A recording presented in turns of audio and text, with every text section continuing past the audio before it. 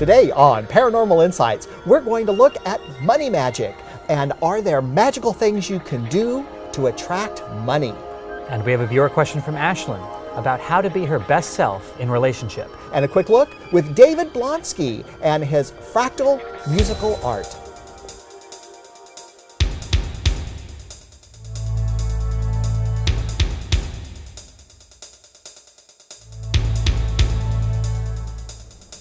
I'm Ernest Martin. And I'm Markus Thorndike. And this is Paranormal Insights, where we bring you the latest and best from the metaphysical world. Here you'll get real tools and insights to your questions as we bring you answers from beyond the ordinary. Markus is a master hand analyst and life purpose consultant. He is the author of the upcoming book, Leap, the global campaign for life, love, and the achievement of happiness for all. Joseph is an award-winning psychic of over 25 years and is the author of the international bestseller, The Quest to Ro. He is the recipient of the Visionary Award of Excellence. You know, I just love this topic of money magic. There's all these different ways that we can work on and activate bringing more money and more prosperity to ourselves and also really to those around us. One of the ways that I've recently been doing that myself is with feng shui, where there's all these different corners in your house, and one of them is the wealth and prosperity corner. And in that corner, I've placed icons and imagery that represent money and wealth for me. Like I have a statue of the goddess Lakshmi, who is the goddess of wealth and prosperity in the Hindu religion. And I will leave money for her at her feet to represent and serve her desire to help create greater wealth and prosperity for me and for those around me. There is a difference between wealth and prosperity. The color gold is the best color for money magic, and green is best for prosperity work. Money magic is used to solve financial problems. It has its uses, but it's a short-term solution for a long-term need. Prosperity, on the other hand, is the long-term goal. Prosperity is an ongoing state that makes money magic unnecessary. Prosperity magic usually involves some kind of ritual planting. That's why its color is green. The idea is simple. You reap what you sow. Prosperity is possible when you find a good job, add a good salary, and keep it. Magic can help you with all of that if you're willing to do your part in the physical plane. The harder you work to secure your security, the more help from the universe you will receive to succeed. That is so interesting because just this last week, a wonderful friend of mine, Chris, she feng shuied her house, and her house really is like a square, so it's very easy to feng shui. And she did it not only with the colors, but with the images, visual images, posters, etc., painting walls, and the right colors for each feng shui area. And I got to tell you, originally when she told me and invited me over to see all this, I thought, this is going to be weird. You know, the different color changes from room to room, and, you know, because I know about feng shui stuff. It wasn't. It was actually delightful. Her home felt amazing, and it was so interesting to go from room to room to room, seeing the different themes and colors and images. And I believe that environment really does change the energy, which changes behavior and attitude, which changes reality. So all of this stuff, I believe, really actually works. When you find yourself low on money, it's important to be honest with yourself about the reasons why. You can always do magic to improve your situation, but the option to do magic isn't a blank check, pun intended. Magic requires that you do everything you can to fix the problem in this earthly plane. That means you cut whatever fat there is to cut. Sometimes that's not possible, but make sure. It might be time to sell the boat. We often think our desires are needs when they're not. While you're assessing your situation, look at whether your financial need is temporary or permanent. That will make a difference in the type of help you ask for. Temporary money is easy. The law of prosperity says that there is plenty to go around. All you're doing is asking for a windfall. Leave the from where to the universe. It might be a loan you never thought would be paid back. It may be a rebate or a birthday check or some other surprise. Trust me though, you can't keep turning that tap. If you're always just a little short each month, you might need a raise or a break in your rent or house payments. When you're focusing on your magical intention, you could leave the specifics to the etheric plane while focusing on the money just stretching to the end of the month. If it's time for a raise, it's okay to ask for that specifically. But remember that you may pay for that higher paycheck with added work or stress. Just think of it as a part of the responsibility to do everything you can in the physical plane. It always comes back to that. Magic is a tool, not a shortcut. Absolutely. It's so true how where our environment and how we put ourselves in that matters. It also so matters our perspective and our intention. Like I know that if I'm dwelling on, oh, I don't have enough money, oh, I can't do it, oh, there's not enough, well, guess what? There isn't. There just isn't. And if I can catch myself in that thought process and go, wait a second, let's look at what money I have. Oh, wow, I have this money here. I can appreciate it. Even if it's only $10 or $100 or whatever it might be, it's something that is there for me to use as a resource. And if I start appreciating it, what might happen after that? And usually it's amazing how things start appreciating. Absolutely. And appreciation is such a good key in this too. It's good to have that gratitude, that appreciation. And you know, there is a wonderful affirmation by Florence Shinn in her book, The Game of Life and How to Play It. And I've updated it just a little bit for more of the modern language than when it was written in the 30s. And it goes like this, and it's very powerful. But if you use this affirmation, you actually have to use it word for word, no ad-libbing. And it goes like this. I demand from the universe the wealth that is mine by divine right to come to me under grace and in perfect ways. And I'm going to say it again for you so you really remember.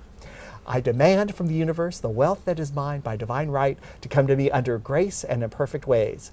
Now, every word of that affirmation is important.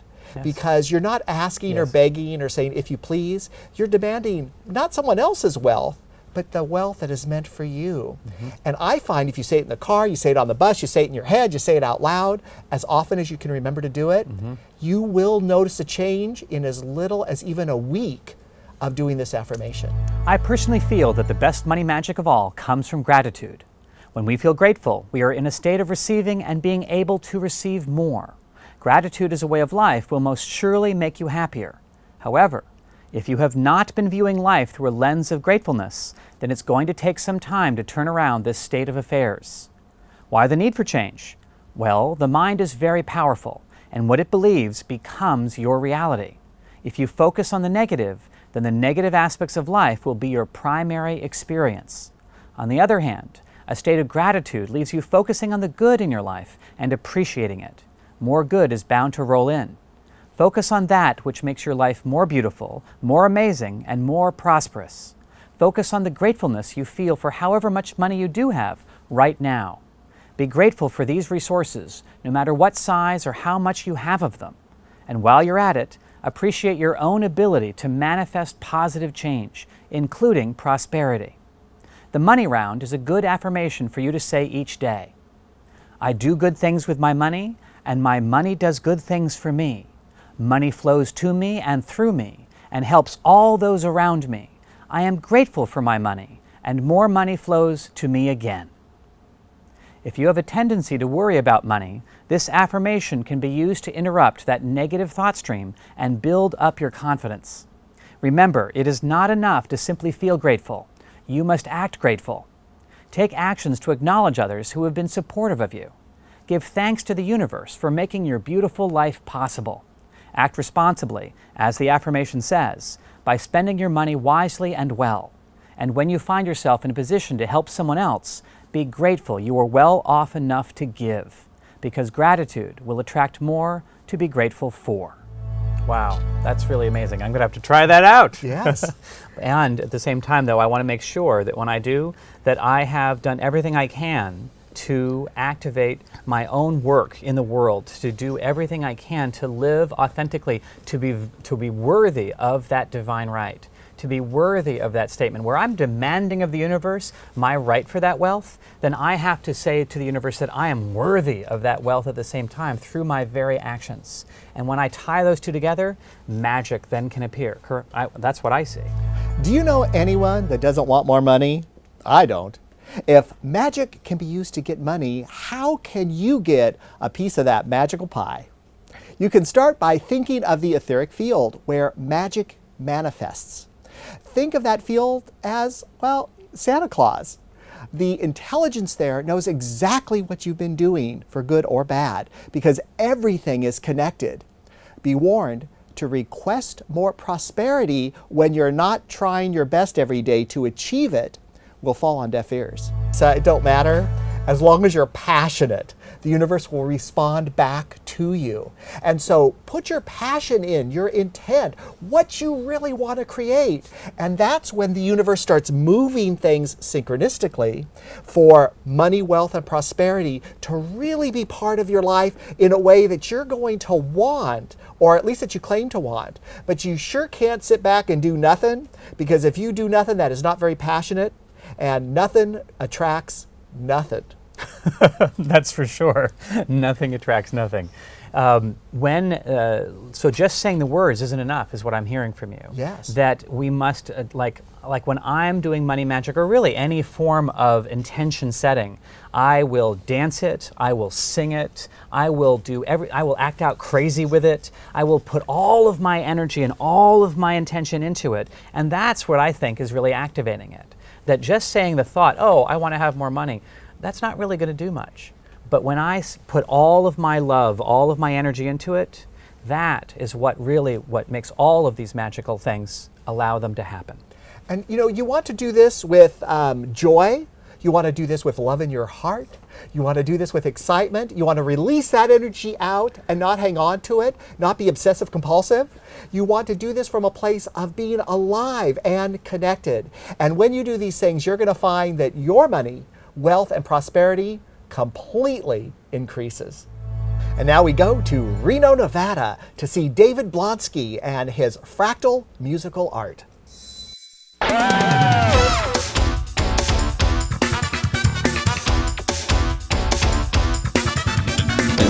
We are in Reno, Nevada at the Reno Psychic Fair, where there's all these healers, all these artists, all these creators. And I'm right now with David Blonski.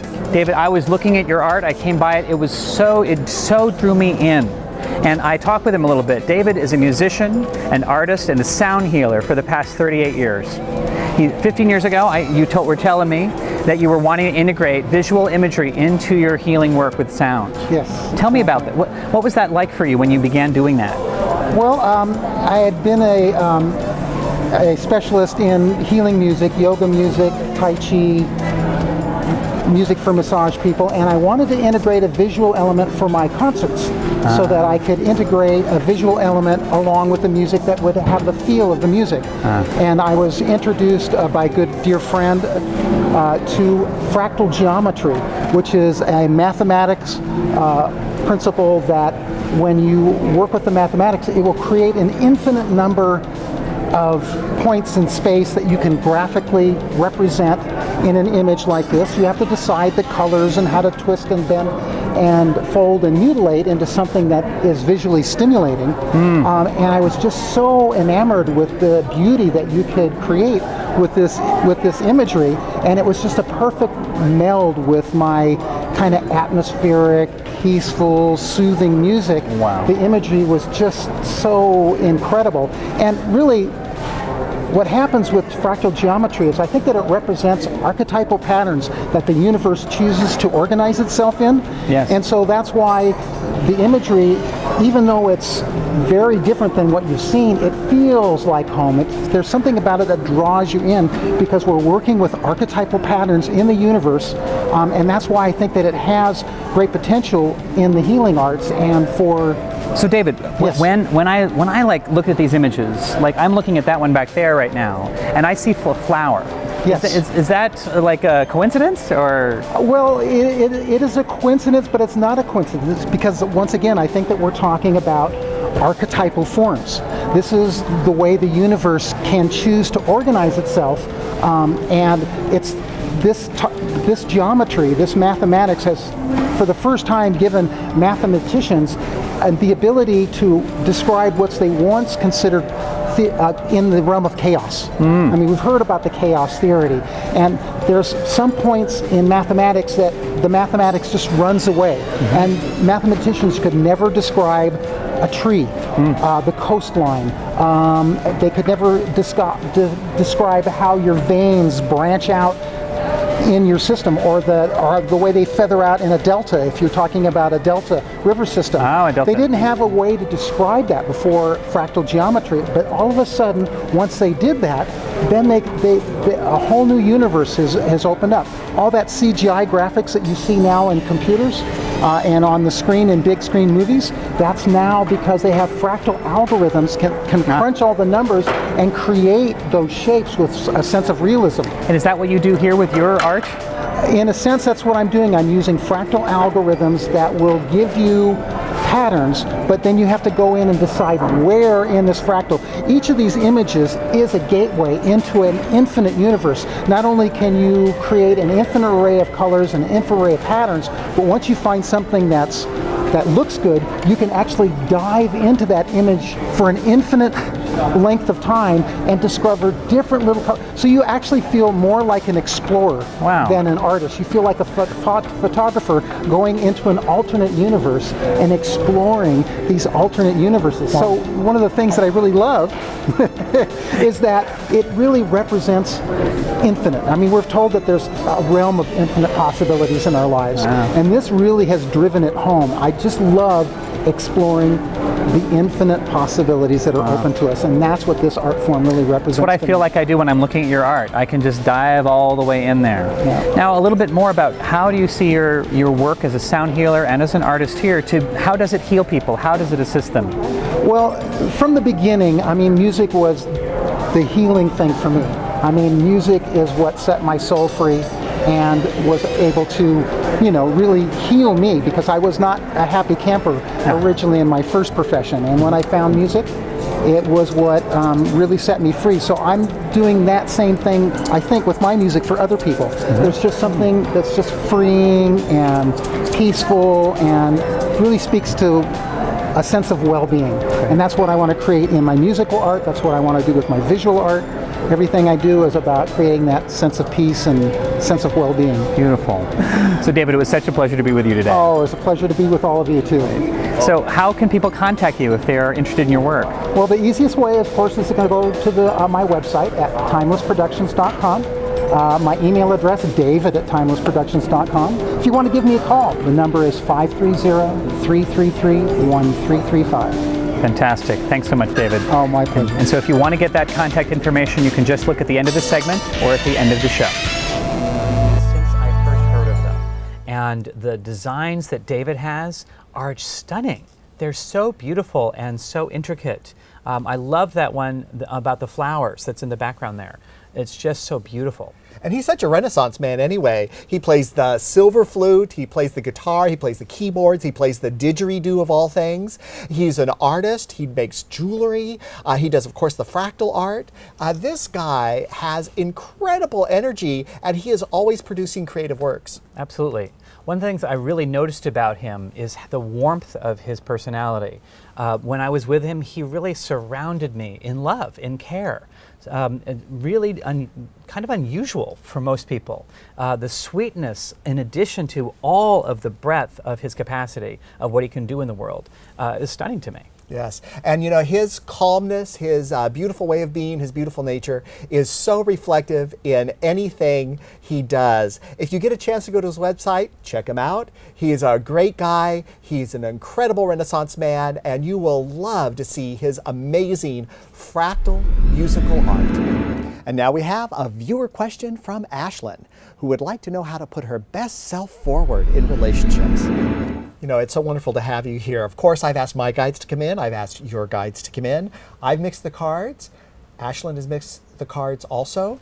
We're going to see what your guides have to say. While we're doing that, please go ahead and say your question out loud. My question today is how I can show up as my best self in relationships. I think that's a great question to ask, because in the training that I've personally had about relationships and the causal effect of relationships, my teachers always said, you are 100% responsible for every relationship in your life. And I argued and I said, no, I'm only 50%. I read the book by Gail Kimball, The 50-50 Marriage.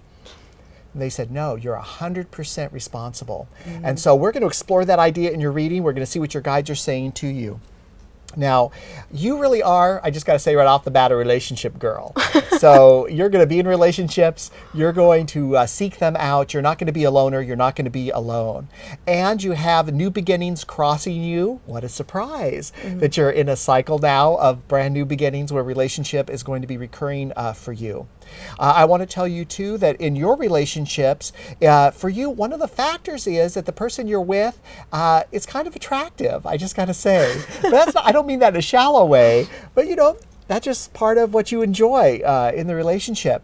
You're also very smart, and you have a natural kind of relationship manual kind of built into you already in about how you go forward. And you're also represented as Mother of Cups, which is Mother of Love, which means that in relationships, you naturally gravitate toward being loving and positive, which is all very good. Now, you do have defeat in the self position, so this is like a little bit of a caveat here. You gotta watch not being self-sabotaging in your own relationships. And as wonderful as you are, and you are beautiful and wonderful, you just gotta watch that a bit. You know, what you say, how you say it, be conscious of what you're creating. You have the Death card in outside influences, which means absolute endings, absolute new beginnings. So of course you understand and realize that at this time you're in a cycle of absolute endings and absolute new beginnings. That's going to be good for you. And it's important that you decide what it is you actually want for yourself in a new relationship. Really kind of think of those details. And you know, when I'm talking about the details, I'm actually meaning, you know, the kind of relationship, the feeling in the relationship, the way the person acts, what their attributes are. You really want to kind of have those in your head as you're starting this next cycle. And you know, drama can be fun. It keeps you from being bored. You get something to talk about with your friends and family. But personally for me, I'm not so much into the drama. It's not so enjoyable. No. And I understand it's not for you too. I really do.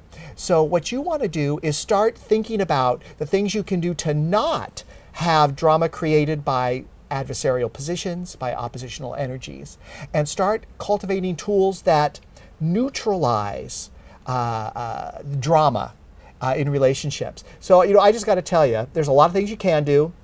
You can read John Gottman's book, The Relationship Cure, John Gottman. It's on Amazon. You can still get it. He's brilliant.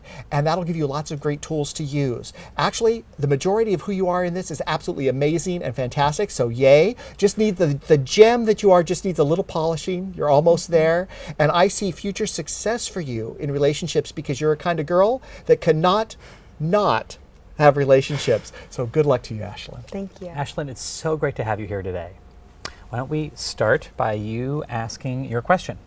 My question today is how I can show up as my best self in my relationships. Great. It's a great question.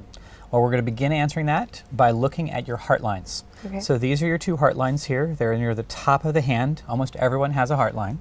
And even if you don't have a heart line, doesn't mean you don't have a heart. But you definitely have heart lines. And these heart lines are curvy, and they come toward the end of the hand here. When they do that, that's about water. That's emotional energy.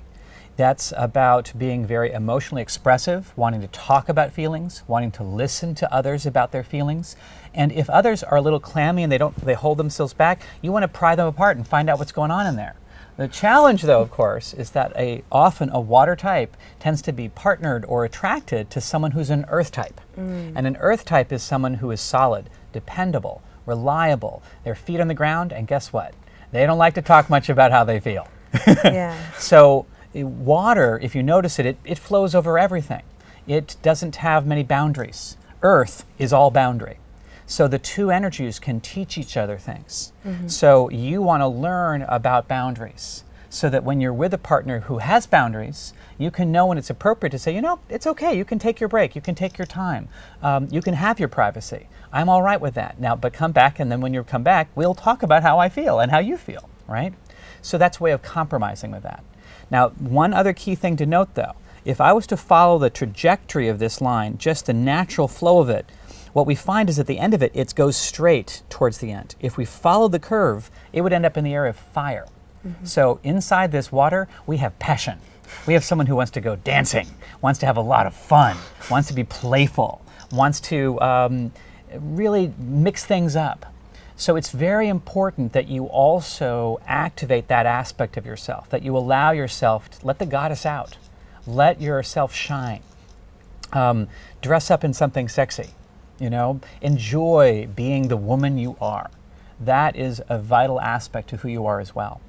Other things to be very aware of. One other thing here in the hands that's very related to relationship. You are a gifted healer. You have about as many markings there as I do. That means you're meant to be a master healer.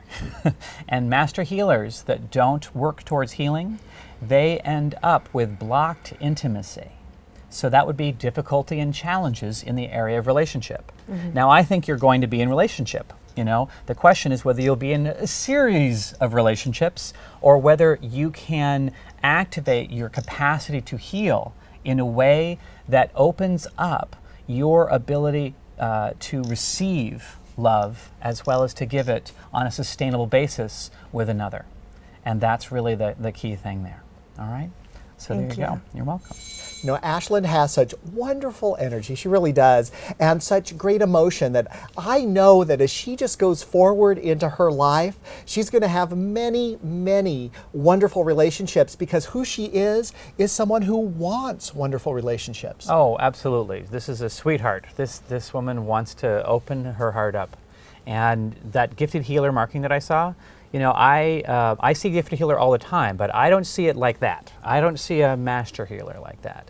And so it's really a question whether she's going to open up her gifts and share them with others in a way that's going to enable her to then open her heart into the depths that are available in intimacy. And so many younger people these days are being born, whether you call them star children, indigo children, crystal children, in ways where they're psychic, they have gifts, and they're very special.